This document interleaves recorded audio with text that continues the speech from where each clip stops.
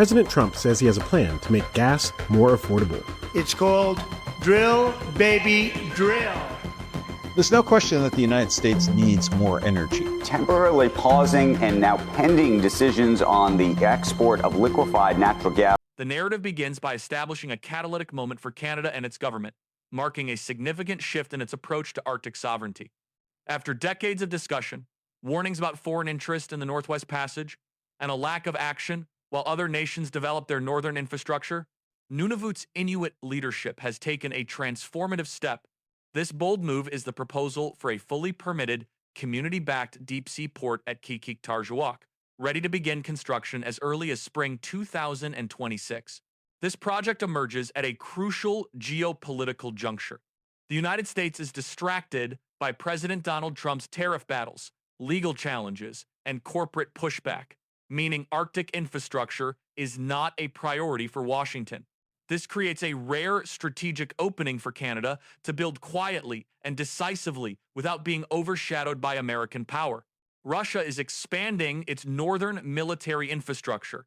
China is quietly investing across the circumpolar world and has declared a polar Silk Road. Norway has equipped its far north with modern deepwater facilities. While other Arctic states have built ports, runways, military bases, and research hubs, Canada has mostly held press conferences, leaving it with the longest coastline but the least infrastructure among its peers. This port is the moment Canada ceases to be the silent Arctic nation and begins to participate as a real player in northern geopolitics. The deep-sea port at Qikiqtarjuaq is not merely an infrastructure project. It is a declaration of intent and a structural investment aligned with Prime Minister Mark Carney's vision to make the Arctic a central pillar of Canada's nation-building agenda. Unlike previous administrations that focused on symbolic gestures, Carney views Arctic infrastructure as something permanent, strategic, and designed to strengthen Canada for decades. The port location is strategically vital. It sits next to one of the richest turbot fishing grounds in the country and is at the gateway of a corridor, the Northwest Passage, whose shipping activity is expected to increase over the next decade. Currently, because Nunavut has no deepwater port, ships harvesting from its waters must unload in Greenland or other far-off southern jurisdictions. Every trip ending outside the territory drains at least $1 million in direct value revenue that leaves the region before it can support local jobs or development. A functioning deep-sea port will change this economic equation, allowing fisheries to unload at home, processing to happen in the region, tourism to flourish with proper docking capacity, marine services and shipping logistics to finally exist. This transition represents economic sovereignty as much as geographic sovereignty, allowing Nunavut to keep the wealth generated from its own waters. The project's power is amplified by its leadership. It is indigenous-led, driven by the Qikiqtarjuaq Corporation and the Qikiqtani Inuit Association. This local ownership ensures legitimacy, stronger environmental oversight, and guarantees that benefits stay within the region, grounding the work in stewardship rather than extraction. The principle is clear. Canada's sovereignty is always strongest when Indigenous leadership is at the center. Furthermore, the port has significant defense implications. The site already features a 3,800 feet airstrip that can be extended into a tactical base. Defense officials have expressed interest due to rising traffic in the Davis Strait and Canada's lack of permanent infrastructure in the area. The deep-sea port is capable of hosting Coast Guard vessels, naval ships, tactical aircraft, and search and rescue operations. This infrastructure meets a long-standing demand from NATO for stronger Arctic presence from Canada, boosting the nation's credibility within the alliance. The project, costing approximately $350 million for Phase 1, is shovel-ready and represents a challenge to the federal government to match the ambition of its northern communities. If Ottawa steps forward by providing Coast Guard presence, defense tenancy, or national infrastructure funding, Canada will enter the next decade not as a bystander, but as a builder, a leader, and a nation investing in its longest coastline. This shift in mindset, treating the North as the center of future strategy, marks the first chapter of a new Arctic era. While Canada is making strategic moves in the Arctic, it is simultaneously engaged in a high-stakes economic battle over steel tariffs with the United States. President Donald J. Trump doubled down on his America First trade policy by imposing 50% tariffs on imported steel and aluminum, hitting allies like Canada with the same force as strategic rivals. As America's biggest steel supplier historically, Canada faced a severe blow, leading to immediate pressure on major producers. Instead of merely folding or retaliating in kind, Prime Minister Mark Carney's new budget unveiled a sweeping industrial plan framed as a generational shift, introduced a $10 billion loan facility to stabilize big manufacturers, implemented a targeted tariff relief program for steel and aluminum, made a clear political declaration that Canada will reduce reliance on U.S. markets and build a self-sustaining industrial base. This strategy directly confronts a central misconception in Trump's policy: the belief that the U.S. can raise trade walls without disrupting the tightly woven North American industrial ecosystem. Carney's government quickly repositioned steel as a national security asset, not just an export commodity. The new budget's Buy Canadian strategy ensures that domestic steel is directed into Canada's own bridges, EV plants, naval upgrades, and transmission lines.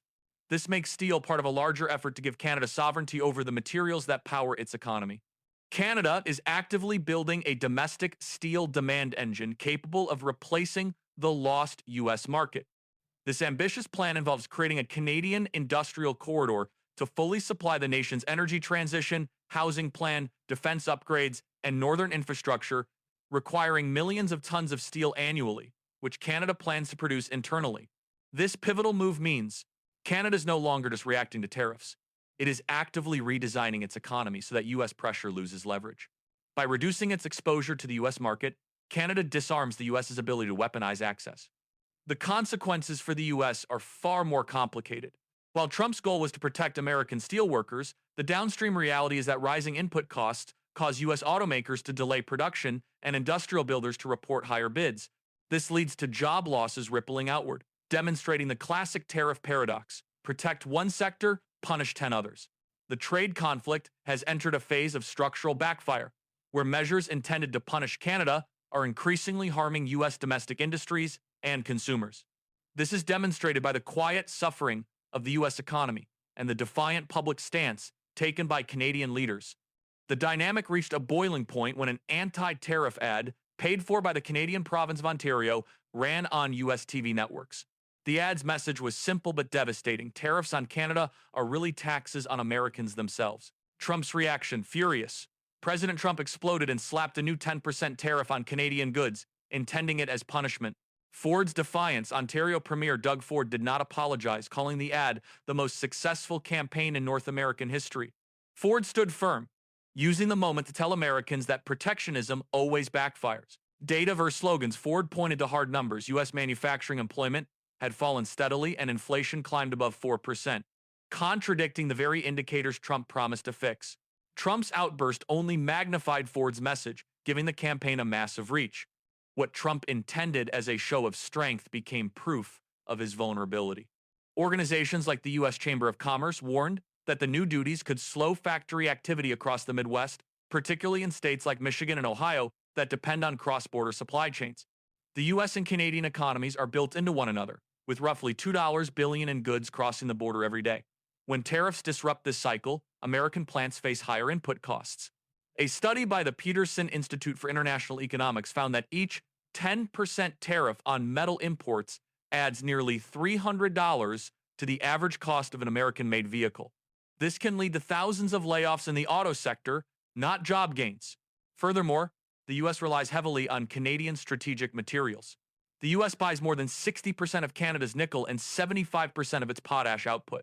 If this flow slows, Detroit's assembly lines would stall within weeks, and American farmers would face fertilizer shortages. Canada's strength is its reliability. By trying to punish Canada, Trump is ultimately punishing the American workers he vowed to defend, because economic walls cut both ways. Canada is demonstrating that a middle power nation can withstand U.S. tariff aggression and even turn it into a growth strategy. Canada's response is a coordinated approach combining diplomatic restraint with unwavering resolve, designed to leverage American domestic pressure. After the viral ad, Prime Minister Mark Carney chose a measured tone, pausing the Ontario campaign to reopen trade talks. This signaled that Canada still values stability over spectacle. However, Premier Ford held his line, refusing to stay silent while local jobs were at risk. Carney's role plays the diplomat, keeping doors open in Washington. Ford's role plays the fighter, showing that Canada won't be bullied. Together, they form a strategy that combines restraint with resolve, utilizing a coordination under pressure that the U.S. lacks. Leveraging internal U.S. backlash, Canadian Trade Minister Dominic LeBlanc expressed confidence that trade deals with the United States can still be reached. This confidence stems from seeing leverage in the political and economic pain the tariffs are causing inside the United States. Internal opposition, governors, senators, business leaders, and union representatives are pressing the White House because they see the costs firsthand. Higher raw material prices are squeezing construction companies, furniture makers are losing access to affordable inputs, and auto part prices are rising.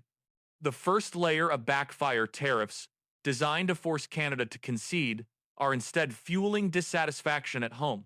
The more Trump pushes Canada, the more resistance builds inside his own borders. Canada has refused to accept an across-the-board tariff ceiling deal, which other partners like the EU and Japan accepted. Canada insists that sector-specific duties on lumber, steel, and aluminum must be addressed directly. Furthermore, the government has stood firm in defending its supply management system for dairy and poultry, calling it a cornerstone of food security that is non-negotiable. This stance resonates domestically because it connects trade strategy to everyday life. This patient strategy relies on American domestic politics to do part of the work. The central irony is that measures meant to squeeze Canada are now bouncing back on the United States. The conflict has accelerated a permanent structural change in the Canada-US relationship. As LeBlanc stated, the trade relationship will never return to what it once was, pushing Canada towards resilience. Trump's policies, intended to tighten control over Canada, have instead pushed the country to build resilience. Canada is using the pressure as a hinge, a turning point to accelerate diversification. New partners, Ottawa is expanding ties with countries like Indonesia, the United Kingdom, and Mexico, in addition to deepening trade with Japan, South Korea, and ASEAN nations. The more Canadian businesses find success abroad, the less they are trapped by U.S. tariffs. This lessens dependency, allowing Canada to negotiate with Washington on more balanced terms. This results in the second major backfire. Instead of tightening control over Canada, Trump's strategy has pushed his northern neighbor into building resilience, evolving a one-sided dependency into a network of options. The United States will remain Canada's largest trading partner, but no longer its only indispensable one. The trade war has produced two clear reversals. Internal backlash in the U.S., businesses, unions, and local leaders are shouldering the costs. Canadian diversification. Canada's weakness is being turned into a strategic strength. Trump wanted to make America less dependent on foreign partners, but in the process, he has made Canada less dependent on America. Every new tariff pushes the U.S. further into isolation, making America first, quietly becoming America alone. The Canadian Port Project and the Steel Strategy demonstrate a single, clear message. Canada is adapting, and its path forward is about shaping a new reality where it negotiates from a firmer footing, having transformed tariff pressure into a catalyst for restructuring its economy.